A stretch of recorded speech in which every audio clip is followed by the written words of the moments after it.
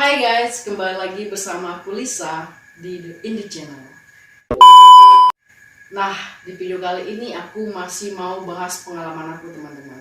Tapi nggak pengalaman horor sih, lebih ke pengalaman hal-hal yang aneh yang pernah aku alamin saat baru-baru pertama kali bisa melihat makhluk tak kasat mata, saat baru-baru nyadarin kalau aku ini ternyata anak indigo. Jadi aku mau bahas itu di video ini teman-teman. Stay tune ya. Nah, mungkin teman-teman yang anak indigo dan lagi nonton video ini pernah ngalamin hal ini juga, hal aneh yang benar-benar di luar logik kita sebagai manusia, di luar akal pikir kita. Jadi aku ngalaminnya saat itu waktu baru-baru, aku bilangnya, aku dan keluarga bilangnya sembuh sih. Jadi waktu itu aku baru-baru mulai bisa beradaptasi ngelihat makhluk tak kasat mata. Terus tiba-tiba aku ngalamin hal-hal yang bahkan nggak kebayang sama aku gitu, benar-benar aneh, benar-benar di luar logik kita. Yang pertama itu teman-teman, aku ngalaminnya saat itu maghrib ya, maghrib. Jadi kita kalau maghrib itu kan kita tuh keluarga itu pada ngumpul gitu di ruang tamu, pokoknya nggak ada yang di luar rumah gitu, kecuali ayah. Saat itu ayah lagi keluar rumah gitu kan, lagi nggak di rumah. Nah, saat itu mamake itu mau sholat, tiba-tiba di aku di dapur lasak kan, jadi kesiram sama minyak panas teman-teman kakinya. Nah, waktu mau sholat mamake bilang, yuk coba kamu obatin, pasti bisa deh kamu obatin, mamake bilang gitu kan. Terus aku ngerasa bodoh teman-teman, lah kok aku yang ngobatin gitu kan, aku bukan dokter, aku bilangnya. Aku nggak tahu loh ngobatinnya mau diapain, apa mau aku ludahin aja. Saat itu aku bilang gitu teman-teman, ayo udah sini kakinya biar aku ludahin gitu kan, sambil bercanda. Terus aku masih nggak mau itu teman-teman, sampai akhirnya mamake itu selesai sholat. Terus mamake bilang, coba aja kamu obatin, kamu ambil air putih, kamu bacain apa deh gitu. Nah, karena emang saat itu aku mikirnya ya udahlah gitu kan, daripada bising, mamake bising gitu ngomong itu terus, aku lakuin teman-teman. Jadi aku ambil tuh air putih gitu kan ke dalam gelas, terus aku bacain beberapa ayat suci Al-Quran, terus aku olesin ke kaki adik aku. Dan spontan ketika aku olesin itu ke kaki adik aku teman-teman, dia sembuh, bahkan langsung bisa jalan, bisa loncat gitu, yang kegirangan gitu. Dan ketika aku nyaksin itu, aku benar-benar terbodoh teman-teman, benar-benar ngerasa ini benar nggak sih gitu, antara percaya sama enggak. Dan aku benar-benar ngerasain bingung gitu, masa iya dengan air putih terus aku bacain segelas, aku bacain doa terus aku olesin ke kaki dia gitu, masa iya kakinya langsung sembuh dari air panas itu, padahal tadinya dia nangis-nangis gitu. Dan seketika itu dia yang kegirangan. Nah, itu yang pertama ya teman-teman, hal aneh yang pertama aku alamin tuh. Terus pernah juga, jadi saat itu aku masih SMP kan, pulang aku tuh SMP bawa motor teman-teman. Sekolah SMP aku itu nggak jauh sih dari rumah, tapi aku bawa motor gitu kan. Nah, waktu itu mau pulang sekolah, udah di luar pagar sekolah nih, tiba-tiba motor aku itu mau jatuh, udah gini, udah mau jatuh teman-teman gitu kan, udah mau jatuh. Ini kayak ada yang dorong, dia berdiri lagi. Ini dari gini, ini berdiri lagi. Terus di situ juga kayak ngerasa, kok gini? Karena emang benar-benar aku ngerasa saat itu udah pasti jatuh gitu. Tapi itu motor yang kayak otomatis berdiri sendiri teman-teman. Karena kaki aku itu udah nggak tahan untuk apa-apa, nggak kuat untuk nahannya gitu. Jadi otomatis berdiri sendiri. Pernah nggak sih teman-teman ngalamin hal seperti itu gitu? Nah, pernah juga saat itu aku ngalamin kecelakaan kan. Kalau bahasa kami bilang bersera. Nah, saat itu kejadiannya mau maghrib. Jadi di persimpangan gitu kan, aku itu lurus nih, terus di sini ada simpang gitu kan, jadi gini dia, gini jalannya gini. Nah, aku itu mau belok ke kanan, kan, karena aku dari sana ke sini, mau belok ke kanan. Ternyata ada juga, aku naik motor ya posisinya teman-teman, ada juga motor dari belakang aku ternyata ngebut. Jadi nabrak, yang ditabrak itu tepat bodi motornya teman-teman. Sementara aku di situ saat itu lagi bonceng teman. Itu ngebut, terus motor aku ini kecampak hampir sekitar 50 meter lebih gitu. Tapi nggak jatuh, malah yang jatuh itu yang nabrak aku teman-teman. Aku nggak jatuh, tapi motornya ini terus ini ya teman-teman, gimana ya bilangnya? kecampak tapi nggak jatuh, muter-muter doang gitu, muter-muter doang. Dan kalau dipikir-pikir harusnya kalau emang dia nabrak ini, kan kita teman aku yang dibonceng itu rapat tuh ke body, malah nggak ada luka teman-teman, kami nggak ada luka gitu. Yang nabrak aku malah apa ya, bagian paha ya, paha dia tuh luka 18 jahitan karena pedal ya, injakan motor itu muter-muter di kaki dia, jadi dijahit 18 jahitan. Nah karena saat itu aku nggak ngerti, nggak paham apa yang terjadi kan, aku nangis dijumpain orang tua, ngomong tadi aku ditabrak, terus yang nabrak aku luka. Nah ya aku saat itu ketawa doang kan, dia bilang gini, lah kan yang tabrak kamu, terus kenapa kamu nangis? Karena emang bener-bener shock teman-teman gitu. Walaupun saksi mata yang nggak di situ tuh bilangnya kau nggak salah lo gitu, kan kau yang ditabrak bukan nabrak. Tapi aku karena lihat yang nabrak aku tuh penuh darah kakinya teman-teman, sementara kami tuh nggak kenapa-napa. Kami masih berdiri di motor itu teman-teman, masih duduk di motor itu masih diri sampai aku hentiin, motor itu masih berdiri, bahkan nggak jatuh, nggak miring sama sekali motornya. Kebayang kan gitu, aku berapa kali tuh ngalamin hal-hal yang benar-benar di luar logik gitu. Lebih tepatnya ya ngalamin gitu sih, kecelakaan tapi nggak kenapa-napa gitu. Pernah juga udah beberapa lama setelah itu ya, SMA. Ini kejadian SMA teman-teman. Nah kecelakaan juga nih. Jadi saat itu mau maghrib, jadi kami tuh di maghrib itu kan wajib di rumah tuh, karena peraturan dari orang tua kan kalau mau maghrib pokoknya sebelum maghrib udah harus di rumah gitu. Jadi saat itu aku lagi main sama teman, sama kawan gitu kan, bawa motor, jadi mau pulang. Ya udah aku antar aja, tapi buruan ya karena emang aku itu harus udah di rumah kalau maghrib gitu. Karena emang mau ngejar maghrib biar cepat sampai di rumah, aku tuh ngebut teman-teman. Terus ternyata karena ngebut gitu kan, karena aku nggak mikirin keselamatan, yang penting itu sampai rumah sebelum maghrib. Aku ngebut, aku tabrakan teman-teman, tapi tabraknya agak kambing ini sama motor juga. Nah aku bawa boncengan juga, dia juga bawa boncengan gitu, lawan aku tabrakan kan.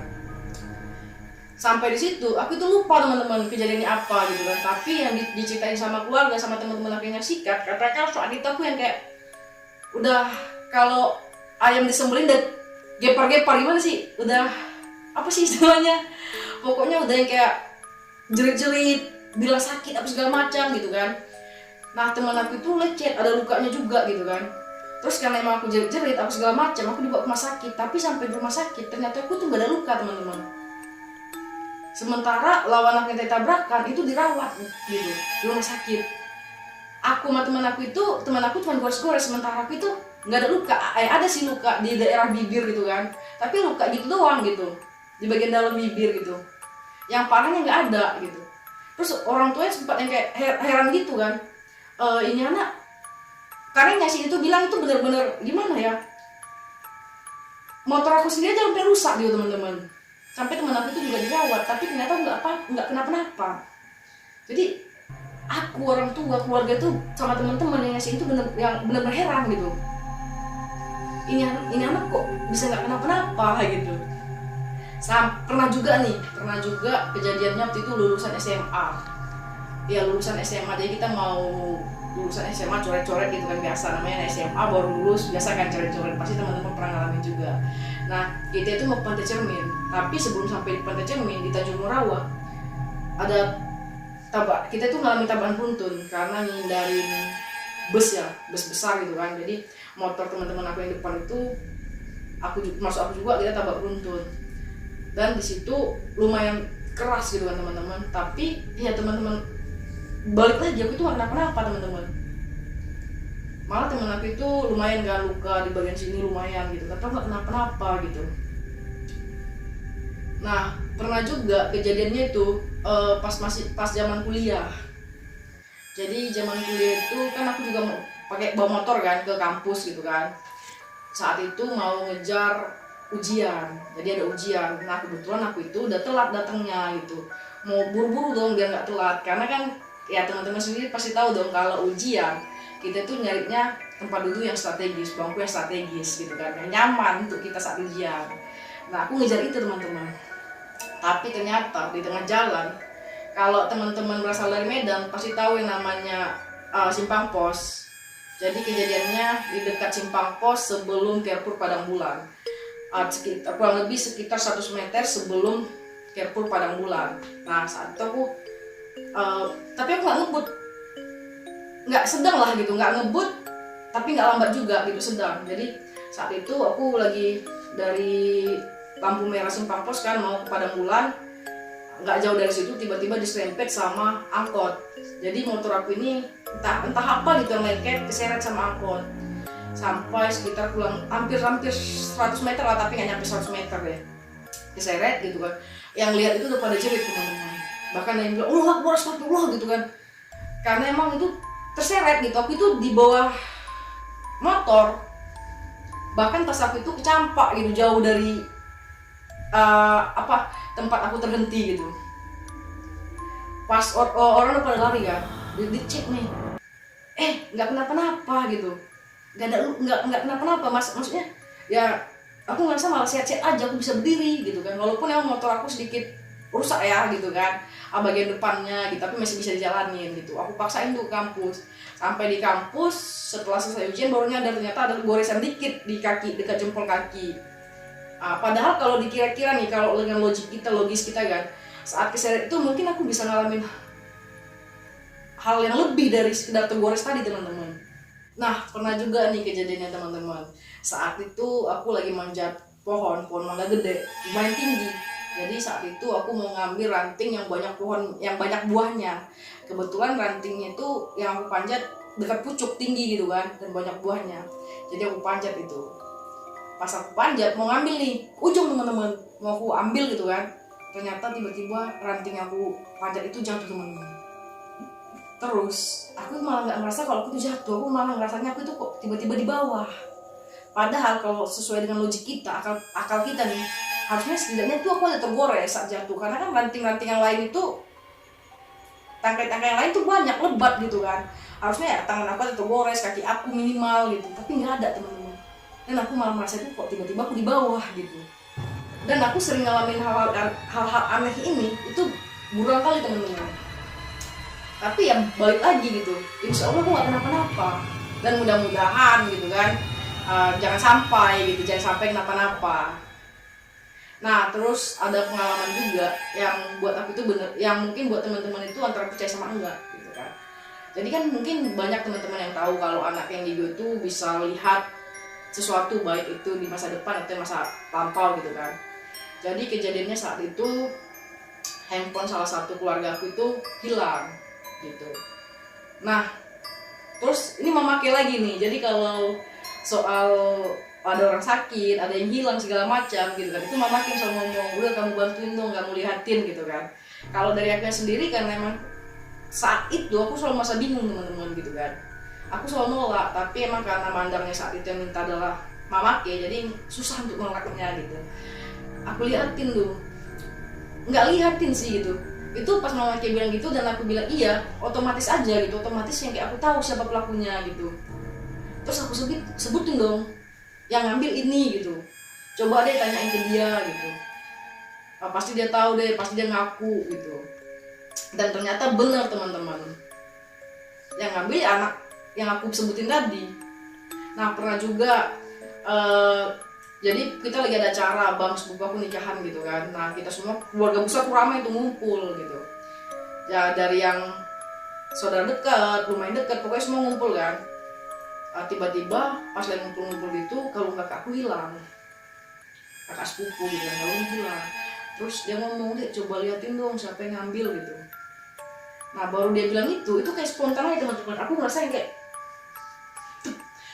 tergambar di kepala, tapi seperti ada yang bisikin, yang ngambil itu si ini, yang ngambil itu ini gitu.